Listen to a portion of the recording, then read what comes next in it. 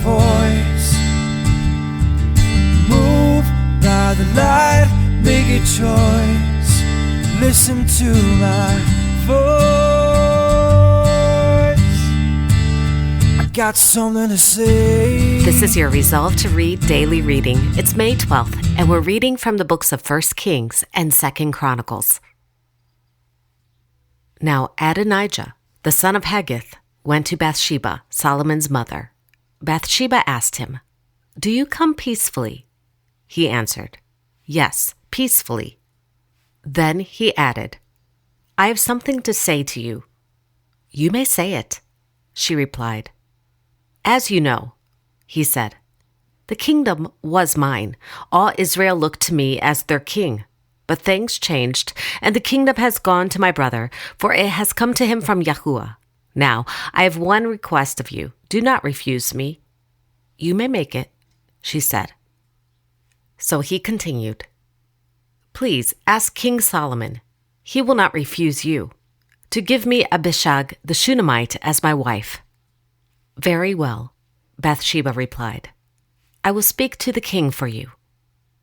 When Bathsheba went to King Solomon to speak to him for Adonijah, the king stood up to meet her, bowed down to her, and sat down on his throne.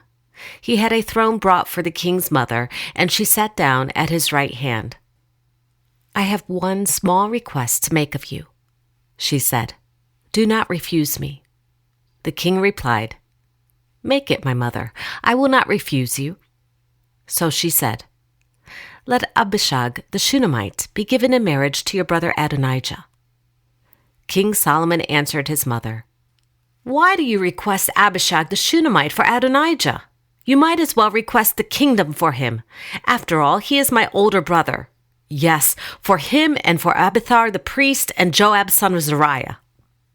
Then King Solomon swore by Yahuwah, "May God deal with me, be it ever so severely, if Adonijah does not pay with his life for this request. And now, as surely as Yahuwah lives, he who has established me securely on the throne of my father David, and has founded a dynasty for me as he promised, Adonijah shall be put to death today." So King Solomon gave orders to Benaiah, son of Jehoiada, and he struck down Adonijah, and he died. To Abiathar the priest, the king said, "Go back to your fields in Anathoth. You deserve to die, but I will not put you to death now, because you carried the ark of the sovereign Yahuwah before my father David and shared all my father's hardships." So Solomon removed Abiathar from the priesthood of Yahuwah, fulfilling the word Yahuwah had spoken at Shiloh about the house of Eli. When the news reached Joab, who had conspired with Adonijah, though not with Absalom, he fled to the tent of Yahuwah and took hold of the horns of the altar. King Solomon was told that Joab had fled to the tent of Yahuwah and was beside the altar. Then Solomon ordered Benaiah, son of Jehoiada, "Go, strike him down." So Benaiah entered the tent of Yahuwah and said to Joab, "The king says, 'Come out.'" But he answered, "No, I will die here." Benaiah reported to the king, "This is how Joab answered me." Then the king commanded Benaiah, "Do as he says, strike him down and bury him, and so clear me and my father's house of the guilt of the innocent blood that Joab shed. Yahuwah will repay him for the blood he shed, because without knowledge of my father David, he attacked 2 men and killed them with the sword. Both of them, Abner, son of Ner, commander of Israel's army, and Amasa, son of Jether, commander of Judah's army, were better men and more upright than he. May the guilt of their blood rest on the head of Joab and his descendants forever. But on David and his descendants, his house and his throne, may there be Yahuwah's peace forever." So Benaiah, son of Jehoiada, went up and struck down Joab and killed him, and he was buried on his own land in the desert. The king put Benaiah, son of Jehoiada, over the army in Joab's position, and replaced Abiathar with Zadok the priest.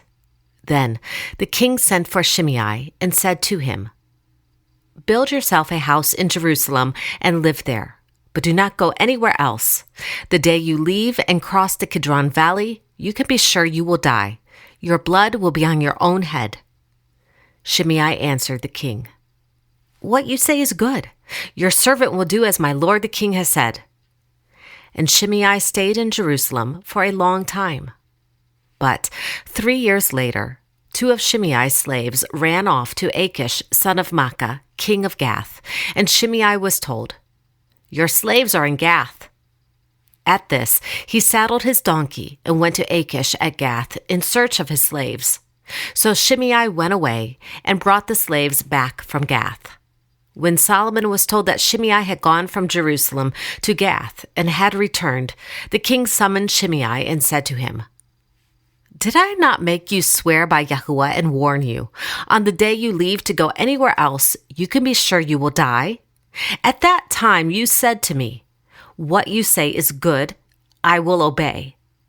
Why then did you not keep your oath to Yahuwah and obey the command I gave you?"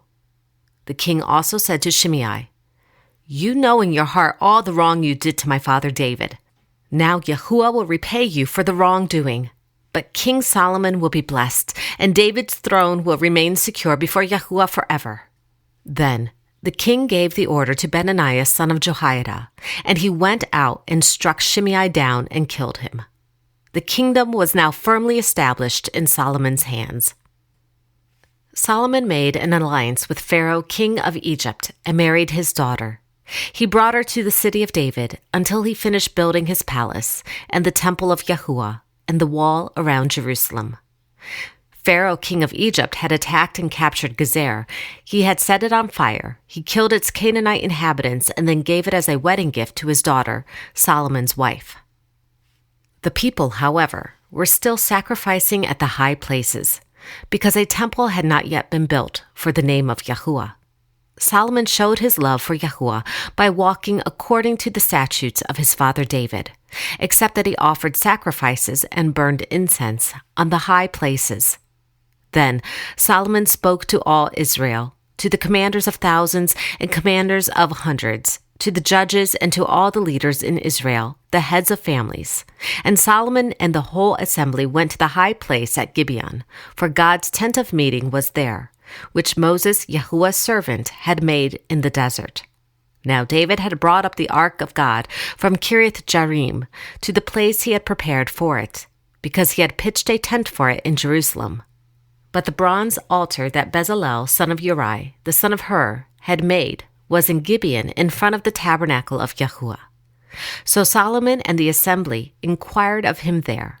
Solomon went up to the bronze altar before Yahuwah in the tent of meeting and offered 1,000 burnt offerings on it. At Gibeon, Yahuwah appeared to Solomon during the night in a dream, and God said, "Ask for whatever you want me to give you." Solomon answered, "You have shown great kindness to your servant, my father David, because he was faithful to you and righteous and upright in heart. You have continued this great kindness to him and have given him a son to sit on his throne to this very day. Now, O Yahuwah, my God, you have made your servant king in place of my father David. But I am only a little child and do not know how to carry out my duties. Your servant is here among the people you have chosen, a great people too numerous to count or number. So give your servant a discerning heart to govern your people and to distinguish between right and wrong. For who is able to govern this great people of yours?" The Lord was pleased that Solomon had asked for this. So God said to him, "Since you have not asked for this, and not for long life or wealth for yourself, nor have asked for the death of your enemies, but for discernment in administering justice, I will do what you have asked. I will give you a wise and discerning heart, so that there will never have been anyone like you, nor will there ever be. Moreover, I will give you what you have not asked for, both riches and honor, so that in your lifetime you will have no equal among kings. And if you walk in my ways and obey my statutes and commands as David your father did, I will give you a long life." Then Solomon awoke, and he realized it had been a dream. He returned to Jerusalem, stood before the ark of the Lord's covenant, and sacrificed burnt offerings and fellowship offerings. Then he gave a feast for all his court. Now 2 prostitutes came to the king and stood before him. One of them said, "My lord, this woman and I live in the same house. I had a baby while she was there with me. The third day after my child was born, this woman also had a baby. We were alone. There was no one in the house but the two of us. During the night, this woman's son died because she lay on him. So she got up in the middle of the night and took my son from my side while I, your servant, was asleep. She put him by her breast and put her dead son by my breast. The next morning I got up to nurse my son, and he was dead. But when I looked at him closely in the morning light, I saw that it wasn't the son I had born." The other woman said, "No, the living one is my son. The dead one is yours." But the first one insisted, "No, the dead one is yours. The living one is mine." And so they argued before the king. The king said, "This one says, 'My son is alive, and your son is dead,' while the other one says, 'No, your son is dead, and mine is alive.'" Then the king said, "Bring me a sword." So they brought a sword for the king. He then gave an order. "Cut the living child in two, and give half to one and half to the other." The woman whose son was alive was filled with compassion for her son and said to the king, "Please, my lord, give her the living baby. Don't kill him." But the other said, "Neither I nor you shall have him. Cut him in two." Then the king gave this ruling: "Give the living baby to the first woman. Do not kill him. She is his mother." When all Israel heard the verdict the king had given, they held the king in awe, because they saw that he had wisdom from God to administer justice. This is the word of Yahuwah. Thanks be to God.